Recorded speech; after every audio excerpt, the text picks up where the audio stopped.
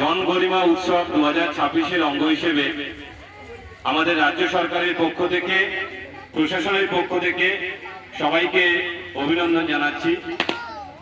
আজকে এই অনুষ্ঠানের শুভ সূচনা হচ্ছে জন জাগরণ অভিযান সবচেয়ে দূর সবচেয়ে পেহলে, অর্থাৎ সমাজের সবচেয়ে দূরে যে সমস্ত লোকজন আছে তাদেরকে সবার আগে পরিষেবা প্রদানের জন্য মাননীয় প্রধানমন্ত্রী এই অভিযানটা নিয়ে এসেছেন এবং আগামী 7 দিন আপনাদের এই আদিবাসী অধ্যুষিত গ্রামে আমাদের আধিকারিকরা থাকবে।